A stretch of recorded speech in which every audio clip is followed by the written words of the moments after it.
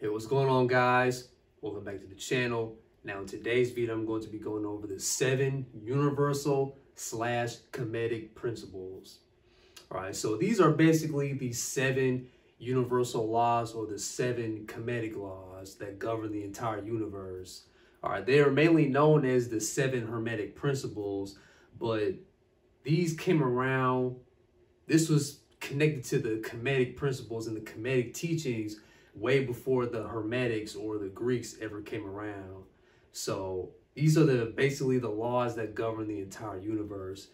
Think about it in terms of, if you want to look at it from a holographic universe or the holographic universe theory, these 7 laws are basically the cheat codes or the algorithms within the program that we live in. All right, so let's not waste any time, but let's go ahead and get started. So the first principle we got within the 7 universal / Kemetic principles is the principle of mentalism. Now, what does the principle of mentalism account for? Well, according to the principle of mentalism, the all is mind, all right? And the universe is mental. See, when you look at it from a macrocosmic perspective, the creator, source, God, whatever you want to call it, God was able to manifest this entire universe from the mind. The mind, the universe, the universal consciousness, universal mind is all mental. So God, the creator, the source, God was able to manifest all planets, galaxies, stars, the cosmos, different entities, humans, animals, you name it. God was able to manifest everything that's within this entire universe, in this known universe, through the mind. Now let's look at it from a microcosmic perspective, or the microcosmic aspect. Let's take me for example, right? I use me as an example. So me coming up with this video, it all started in the mind. I said to myself, I should make a video entailing or talking about these 7 universal or Kemetic principles, because these are the 7 main universal principles that govern this entire universe. And I believe that me teaching these principles will be able to help a lot of people out. So this is what I was saying in my mind. It all started in the mind. It all started within a download, because my mind is connected to the universal consciousness. So then after that, after I came up with the idea in my mind, I was able to write some notes down. I was able to utilize the notes app within my phone, and I was jotting down the different notes of what I want to say, how I want to present this video, and things of that nature. So it went from my notes to actually recording this video. Right now I'm recording this video, speaking to you all, talking to you all, giving you some valuable knowledge and information that will hopefully help you out. So then hopefully after this, I record this video and then I upload it to YouTube's platform, and bam, this video has manifested onto the internet, and hopefully it'll help you guys out.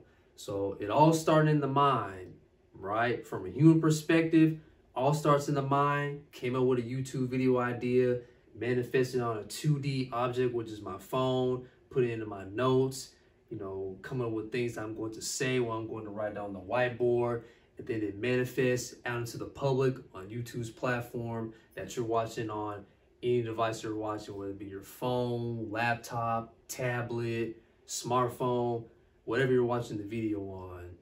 Right? So when you look at it from, a microcosmic aspect, and then you look at it from a macrocosmic aspect, that just shows that we have the power of creativity. Our souls, our spirits are creative, and they want to express themselves. All right, so we are a microcosmic aspect of the macrocosmic aspect. We are basically the creator living in the flesh. All right, so we are a microcosmic aspect of the creator, and that's how we need to think of ourselves, because we are much more powerful than we realize. Right, the creator, the universe, all these different things are within us. That's how powerful we are. We have the power of creativity and the power of manifestation within us. Abundance is our birthright. Creativity is our birthright. Freedom and expression is our birthright. All right. So the first principle within the 7 universal laws is the principle of mentalism. The all is mind and the universe is mental. So the second principle is the principle of correspondence. So within the principle of correspondence, as within, so without. As above, so below. Now, what do these statements actually mean? Well, think of it as a mirror, or, the mirror principle, or the law of projection. All right. What you experience in your outside world is a reflection of what's going on within you. All right. Think of it as a mirror. You see those different illustrations where a human is looking into the mirror. They might see, a positive image about themselves. They might see an angel in the mirror. They might see, a glowing figure in the mirror. That's a representation of what's going on within you and how you feel about yourself. Now, you take a person that's looking in the mirror and they see nothing but, darkness. They may see like a demon-like figure, or they don't like what they see in the mirror. That's an example of the law of correspondence, or the law of projection, or the mirror principle. What's going on within you, it manifests out into your reality. It manifests out into your outer world. All right. Think of the scripture in the Bible where Yeshua says, "Thy kingdom come, thy will be done on earth as it is in heaven."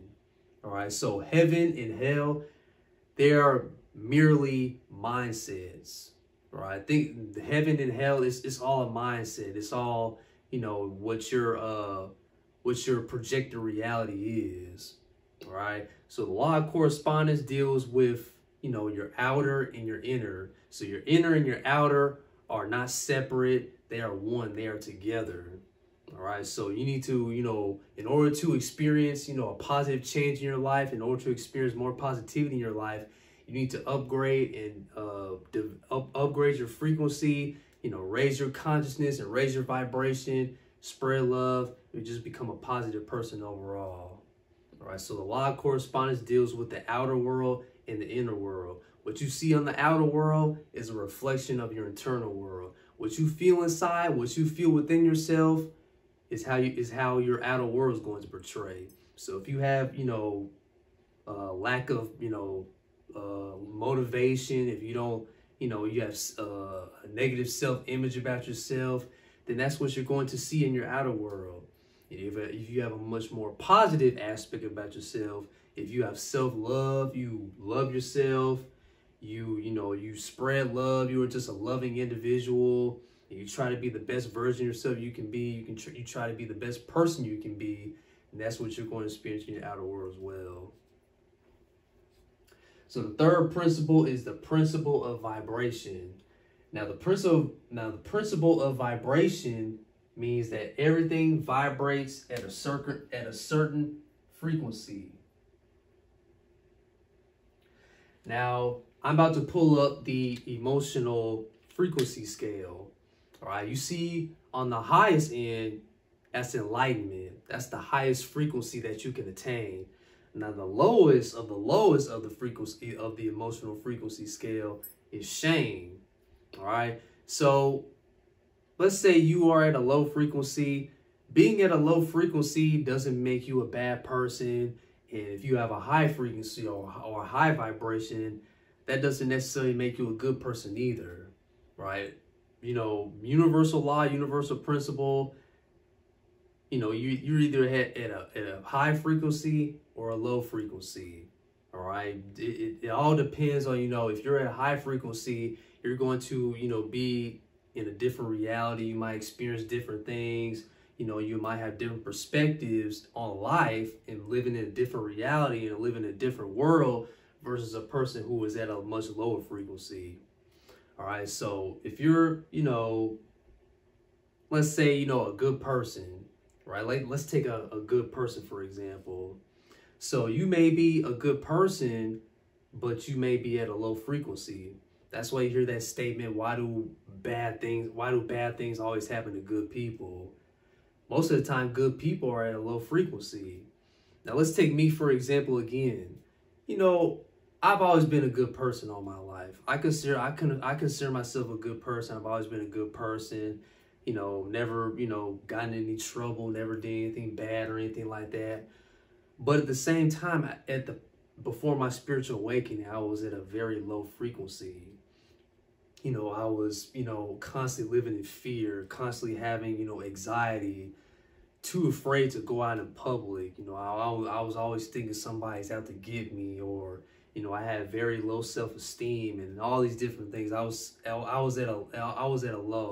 low frequency, and I was experiencing low frequency, low vibrational things in my life, even though I was a good person. All right, so it doesn't matter if you are a good person or a bad person. It all depends on what type of frequency you're on. That's the most important thing. Whatever frequency you're on, that's the type of reality that you're going to live in life. So even though I consider myself a good person, morally I was a good person, but frequency-wise, vibrational-wise, I was at a low. I was at an all-time low, and I was experiencing low frequency things in my life, and I was experiencing things that I didn't want to experience in my life. So I had to change. I had to upgrade my level of consciousness. I had to change myself as a person. I had to, elevate my frequency. I had to elevate my vibration, connect my mind to the universal consciousness, having a relationship with the Most High, having a relationship with God, things of that nature. All right. So the third principle is the principle of vibration, and it deals with everything vibrates at a certain frequency. It could be a high frequency, or it could be a low frequency. So depending on what type of frequency you're on, that's the type of reality that you're living in. So the fourth principle is the principle of polarity. So the principle of polarity states that everything has its polar opposites. So everything's going to have its polar opposites. So examples such as hot, cold, male, female, masculine, feminine, light, dark, good, evil. So within this third dimensional realm, we everything has its opposites. That's why in the Bible, in the scripture, it says, God says, I create the light and I create the darkness. I create the good and I create the evil. So within this third dimensional realm, within this human realm, within this physical world, this, world made up of mostly matter, everything is going to have its opposites, right? Light, dark, good, evil, man, woman, hot, cold, night, day, all these different things. So that's basically what the principle of polarity states. Everything has its polar opposites, right? And when you go above and beyond, when you go beyond this third dimension, when you start to ascend higher and higher and higher into each dimension, there's no such thing as duality. There's no such thing as, opposites. All right, everything is one. So we have to transcend the idea of duality and transcend into the idea of non-duality. All right, you need to make the two into one. It's always important for you to make the two into one. All right, make the high and the lows, make it into one. The masculine, the feminine, making it into one. Light, dark, making it into one. All right, that's how our mindsets have to be. That's what has to happen. We have to make the two into one. The flesh and the spirit. We have to make the flesh and the spirit into one. They have to be in unison. They have to be in harmony. They have to work together in order for us to live prosperous lives. All right. So the principle of polarity states that everything has its polar opposites. But it's important for us to transcend this third dimension of duality and to become in unison, to achieve non-duality. So the fifth principle we got is the principle of rhythm. So the principle of rhythm states that everything has its rhythmic changes and cycles. So examples of the principle of rhythm. We have the different seasons. We have fall, spring, winter, summer, you know, it never stays within one season. The season always changes. All right, we have the, you know, the summer, the spring, you know, everything is green, evergreen, the trees, the grass. And then when you transition into a new season, such as fall and winter, everything has to die, everything has to decay.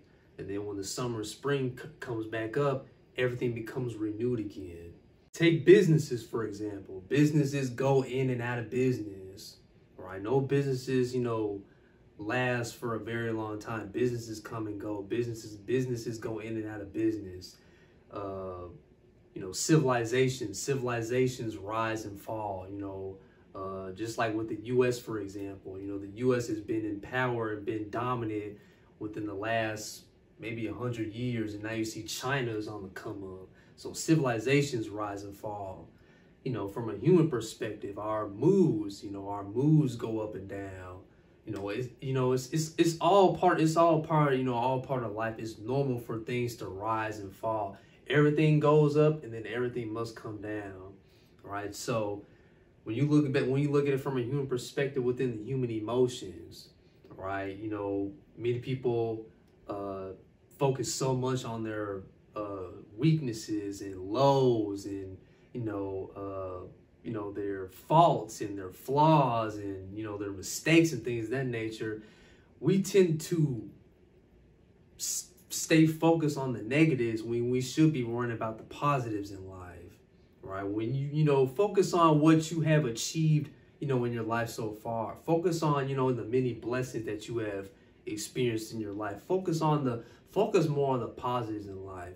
You know, I've been at fault at this. I've been, you know, stuck in my, you know, my lows and, you know, always worrying about, you know, what I did wrong and what I could have done better. And, you know, just, you know, having self-pity, just always, you know, talking down on myself, you know, oh, I should have done this, or I should have done that. You know, I regret doing this, or I should have done this better. And, you know, I messed up and things of that nature. We tend to focus on the negatives and the lows when we should be focusing on, you know, our achievements and our, you know, our goals and fulfillments and, you know, us getting to this point so far.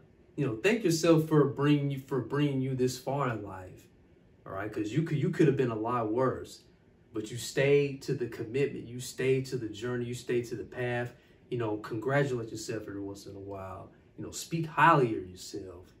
You know, say good things to yourself, because your cells in your body are always listening to you. So always, you know, motivate yourself and to be happy that you even made it this far in life. So highs and lows, they're a natural part of the universe. You know, the woman going through her menstrual cycles. You know, everything has a cycle. Everything, you know, goes through changes. Everything must come up. Everything must come down. And that's a natural part of the universe. So the sixth principle is the principle of cause and effect. Every cause will have an effect that follows along with it. So every choice that you make in your life has an effect or has a consequence that follows along with it. So let's say you stayed up, you went clubbing, went partying, you've been drinking. The effect of that, you could have a hangover the next morning. Or, you know, let's say you rob a bank. Hopefully you don't do that, by the way, but you rob a bank.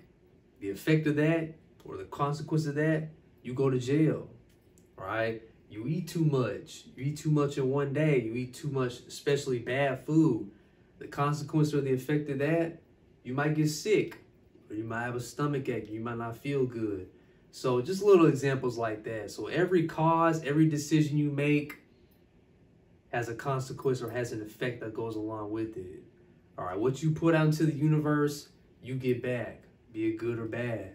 All right, so the law of cause and effect deals with every cause will have an effect that follows along with it. So always, you know, when you think about this principle, it's always, you know, focus on, you know, if you're making a certain decision in your life, if you're making a certain,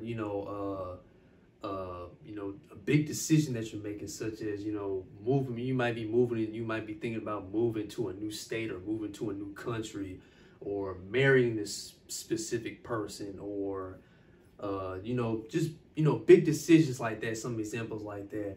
I always think about, you know, if I make this certain decision, what could be the possible outcome? What could be the effect of me making this decision? What would happen if I make this decision? You know, just think about stuff like that. So every cause or every decision you make will have an effect or a consequence that comes along with it. And then the last principle we got within the 7 universal / Kemetic principles is the principle of gender. So the principle of gender deals with every human being has his masculine and feminine qualities. Now, we tend to neglect our masculine and feminine powers. Right? You know, most people, they're out of balance when it comes to their masculine and feminine energy. All right, so our masculine and our feminine energies need to work together as one. They need to become in harmony with each other in order for us to live prosperly and to thrive in this life. Meaning people are out of balance, you know, they might lead to, you know, one side over the other. You know, that a woman might be in her masculine more than her feminine, or a man might be more into his masculine than his feminine, or it could be the other way around. Sometimes we might not have a choice but to make that decision. But in order for us to be in harmony with ourselves, to be in harmony with our true selves, it's important for us to have union and to have unity with the masculine, with the divine masculine and the divine feminine. The man and the woman need to be married within us. It needs to be in harmony. It needs to be in unison. All right, so one can't exist without the other. The masculine can't exist without the feminine, and the feminine can't exist without the masculine. All right, so they both need each other. All right, you know, the masculine, it needs its feminine partner. It needs its feminine qualities in order for it to thrive and to function and to strive in this world. The same thing with the feminine. The feminine needs the masculine. All right, like for me, for example, I utilize my feminine energy and the feminine qualities about myself to, you know, to ground myself, to heal myself, to develop my intuition, to develop my just my loving nature. I believe that's where I get my loving nature from. My kindness and my patience is from is from the feminine aspect of me, the feminine side of me, and the masculine is my drive. You know, making these YouTube videos, being inspired, taking action, you know, being assertive, you know, protecting my divine feminine, protecting the divine feminine energy. All right, so all the masculine and the feminine, they need to work together. And I try to utilize both energies and both qualities about myself, the masculine side of me and the feminine side of me, in order for me to become the best version of myself and to become the person that I truly am. All right. So the last principle is the principle of gender. So everything has its masculine and feminine qualities. So it's important for us to balance these two energies together in order to achieve harmony. All right. So before I end this video, I want to read this scripture. So this is from the Gospel of Thomas, by the way. So this is the Gnostic wisdom of Jesus. And this is one of the Gospels that has been left out of the current King James Version of the Bible. So in Lodging 22, it states that Yeshua saw some infants being nursed at the breast. He said to his disciples, "These nursing infants are like those who enter the kingdom." The disciples asked him, "Then shall we become as infants to enter the kingdom?" Yeshua answered them, "When you make the two into one, when you make the inner like the outer." So when you make the inner like the outer, that deals with the principle of correspondence. As within, so without. As above, so below. And the high like the low. As above, so below. When you make the male and female into a single one, when you have the masculine and the feminine qualities become in unison within yourself, so that the male is not the male and the female is not the female, because masculine and feminine is beyond gender. when you have eyes in your eyes, when you're able to see with your mind's eye, a hand in your hand, when you're able to receive in abundance, when you're able to receive the blessings and the downloads and the information, the knowledge from the Creator, from the Most High, a foot in your foot, you start walking on that right path in life. When you're walking in the right direction in life, an icon in your icon, then you will enter into the kingdom. All right. So here, Yeshua speaks of those of the kingdom as children who receive milk directly from the breast of their mother. But this time, they are innocents in a state of total receptivity. So Yeshua, in this scripture, in this saying, in this teaching, he tells us to be more like children. You know, children are pure, children are innocent, and they are very receptive of their mother. So we need to be more like children. We need to be, you know, purifying ourselves, you know, being in touch with our inner spirit, being receptive of love, being receptive of God's love. All right, when we came into this world, we had no, you know, programming. We had no fear. We were just pure-minded and pure-hearted. And that's what we need to achieve. We need to achieve that purity. We need to achieve that loving nature about ourselves. So God has put us on this earth as being pure human beings, and we should be leaving this earth when our time comes. We need to be leaving this earth the way we came into this earth. All right. But Yeshua reminds them that the infant is also a symbol of non-duality. We should work to integrate all the dimensions of our being: high, low, masculine, feminine, and so forth. So like I stated, within the law of rhythm, everything has its highs and lows. Our emotions, you know, we don't feel 100% every single day. We're not going to be feeling positive every single day, because that's unrealistic. But we need to look at the lows as something that we can learn from, something that we can, you know, work on ourselves. You know, what can I learn from that low situation? What can I learn? How can I you know, learn from this mistake? You know, how can I learn from this situation that I put myself in? You know, think of your lows like that. Think of your lows and, you know, your down times and your depressive times, and, you know, the times where you just doubt yourself. You know, think, you know, utilize those times as, you know, stepping stones, or, you know, things that you can learn from, and, you know, just experiences. Think of your lows as experiences and how you can elevate yourself back up to a higher frequency. And hopefully you'll be able to stay at that higher frequency for a longer period of time next time. See what I'm saying? So we need to, you know, think of our lives like that. You know, just, you know, we tend to be so attached to our lows when we should be thinking about, you know, how, you know, what I've done this far. What have I done thus far? You know, thanking yourself for making it this far. Thanking yourself for, you know, being the best mom that you can be, or being the best father, being the best husband, being the best mother, you know, things like that. You know, think about your, you know, the things that you have achieved thus far. Think about the highs that you have achieved thus far. Think about the type of person that you are becoming, slowly starting to become, you know, the greatest version of yourself, becoming the best person that you can be. All right. So start thinking like that, and you'll start to transform for the better. Your life will start to head in a positive direction. All right. So the work of the Gnostic is the integration of heaven and earth. All right. We need to merge heaven onto earth. We need to bring heaven to earth. That is our mission. That is our goal. So if you don't know what your purpose is, I'm here to tell you right now, your purpose is to bring heaven to earth. That is your mission. All right. The non-opposition of flesh and spirit. The flesh and the spirit is supposed to become one in unison. They're not supposed to be working against each other. They're supposed to be working together. All right.